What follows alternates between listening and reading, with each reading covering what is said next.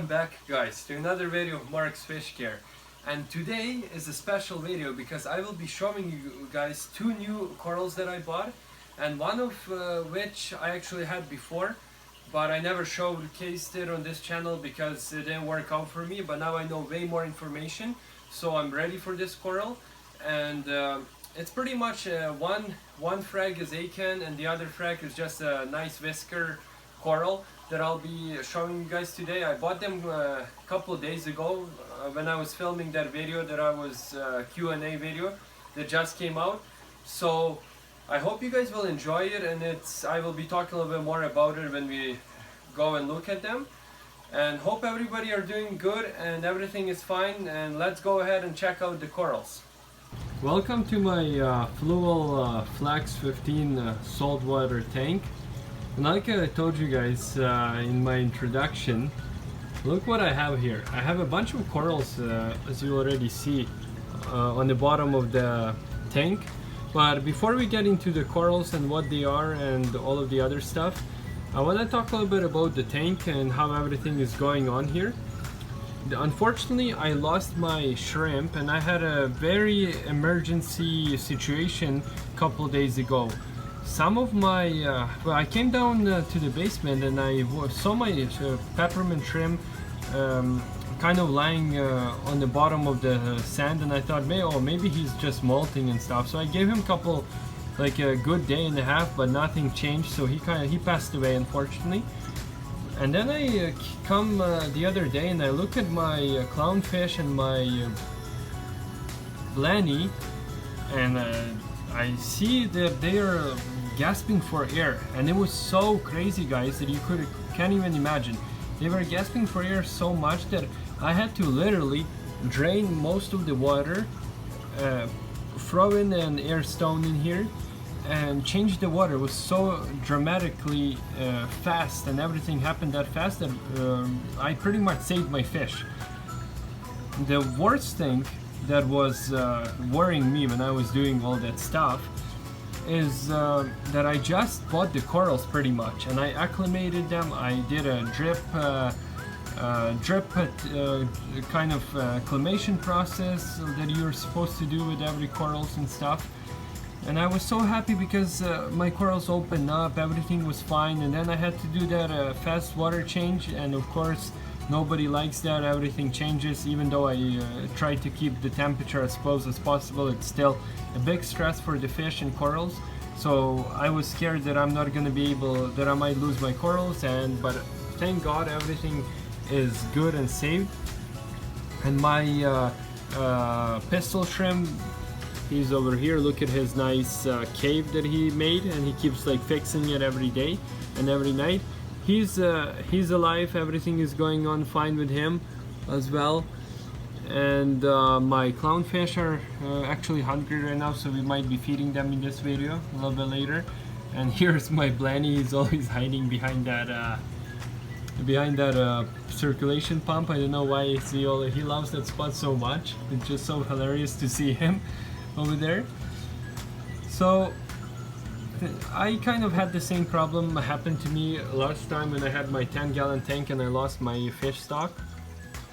So I kind of knew what to do, but everything is good now. So let's go ahead and talk about a little bit what kind of corals I bought, because that's pretty much why we're here for, right, guys?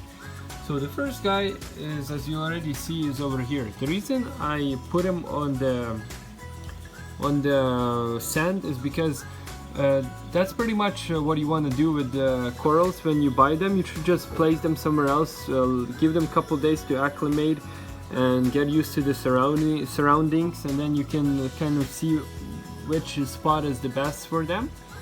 But what we are looking at here is acan coral, and this is a kind of a little frag of the acan coral. And this guy is super nice. It's very good for beginners, and they're very hardy coral. They don't require feeding. You can, if you spot feed them, they will their colors will pop out more, and they will grow faster and everything like that. But you don't have to feed them. They have this kind of substance and in their in their systems that lets them get 40% of their own nutrients from produce their own food. Pretty much they can produce their own food, and the rest they get from water column and from other sources. But you can spot feed them. You can take a nice turkey blaster and just kind of try to spot feed them. So we might be doing this later on in this video. But otherwise I don't have much about it yet because it's still acclimating, and I don't want to talk much about it before it really settles in my tank. But for now everything is doing fine, so hopefully you guys like it, and we will be following a little bit more, and I might be getting some more corals too. We'll see what's gonna happen. So now let's go ahead to another coral that I bought, and he's over here. Let me move this guy a little bit over here for you guys so you guys can see a little bit better.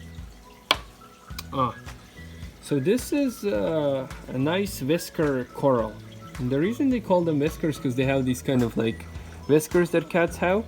And these guys are actually cheaper. I forgot to mention the price. This guy was like around 40 bucks, and this guy is half the price. So they're pretty hardy as well. The reason I bought it because I love the way it looks, and when it's popping out and look at that mouth, you can kind of spot feed this coral as well. But you don't have to as well, it's not necessary, but I will be doing it. And I hope you guys kind of enjoy what I'm trying to do here for you guys, and get these kind of cool videos out and show you different types of corals and creatures and everything that's located in the ocean. So I might be getting into maybe a bigger tank down the road, but for now everything is the way I want it. But I will definitely be going out and getting a nice peppermint shrimp, or maybe yeah, probably one peppermint shrimp, because I just love those guys. They're so good and nice, but they usually, if something's wrong in your tank, they're the first ones to go. So that's why the peppermint shrimp is a hero, because he saved all the other creatures in this tank, and it saved me a lot of money as well. I didn't want it to be that way, but it is what it is. And the other coral that I have over here, I had him for a while actually. It's my green star polyps, and you see they're doing okay-ish. I don't know I can't get them to open anymore. Like, they're very, very skittish. Maybe you guys, if someone knows more information, if you guys would leave a comment down below, maybe some tips that I can do to make it like pop out more and open up, that would be very highly appreciated. And all the other stuff in this tank is doing good. My rock is becoming very like nice, and it's becoming like a real life rock now at this point.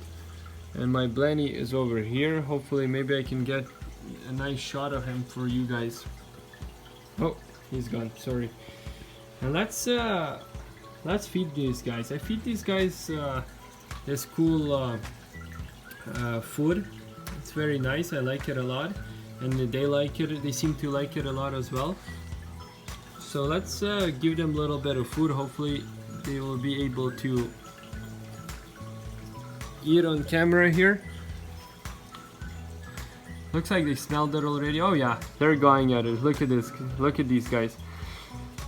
Clownfish are such a fascinating and beautiful fish to keep, and they're just so friendly. They recognize me every time I come to the tank. They're ready for feeding, and they're so active, and I just enjoy my clownfish a lot.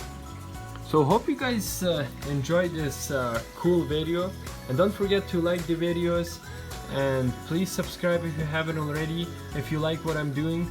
And thank you very much for all the support, and have a wonderful and peaceful day. See ya.